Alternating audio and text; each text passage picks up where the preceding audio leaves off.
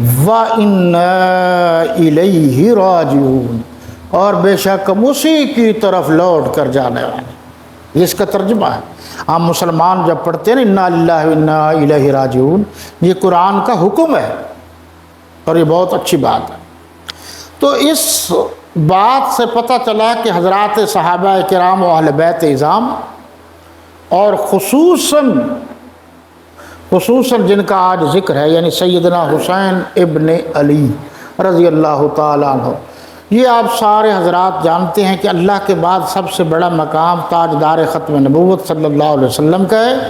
ان کے بعد افضل الصحابہ، امام الصحابہ، سید الصحابہ سیدنا صدیق اکبر رضی اللہ تعالیٰ عنہ کا مقام ہے۔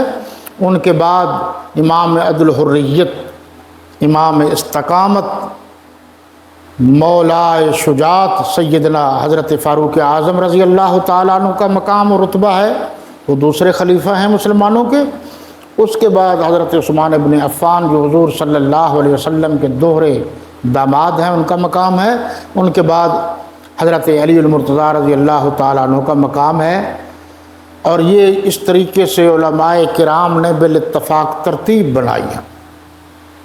اب حضرت علی رضی اللہ تعالیٰ عنہ کی کل 9 بیویاں تھیں،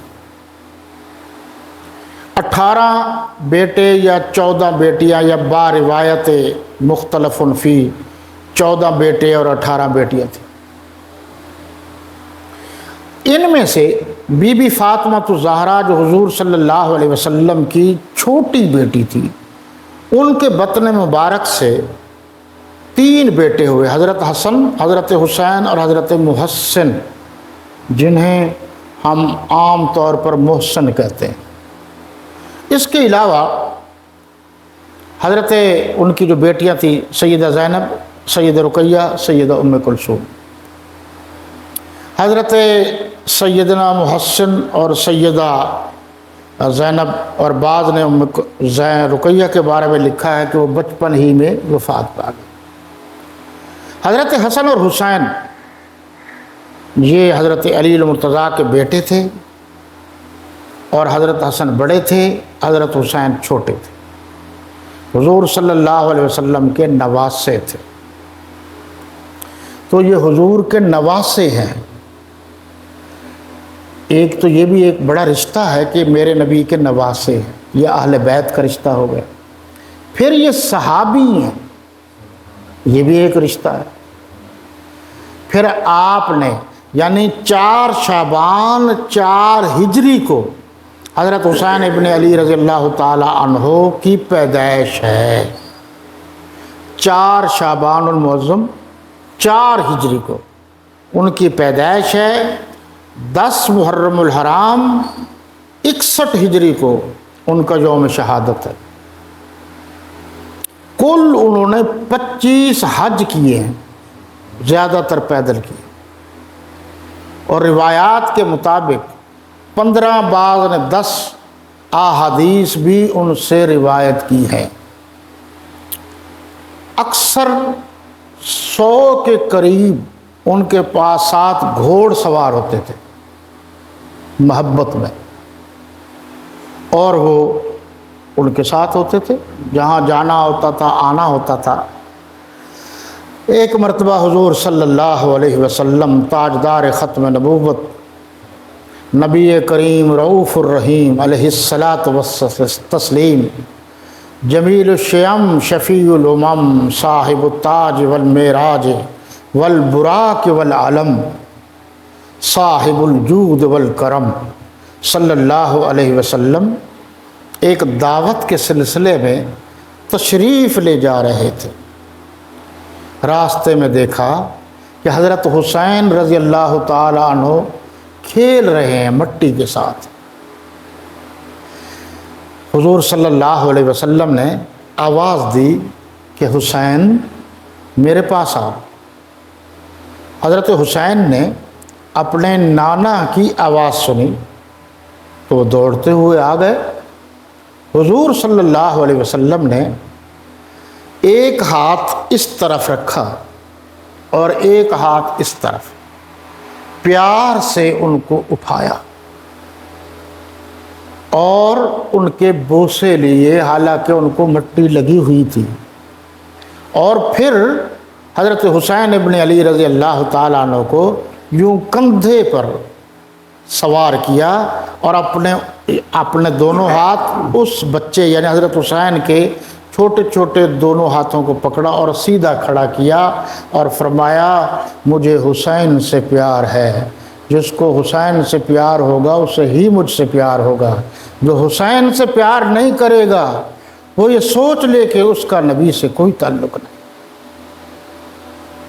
یہ بہت ساری کتابوں میں یہ بات درج ہے، آپ اس پر غور کریں گے کہ اہل سنت والجماعت کا متفقون علیہ فیصلہ ہے دنیا میں جتنے اہل سنت کہ صحابہ کرام کے ساتھ ساتھ اہل بیت اعظام اور خصوصاً حضرت علی، حضرت حسن، حضرت حسین، ان کا اکرام، احترام، محبت ہم پر لازم ہے۔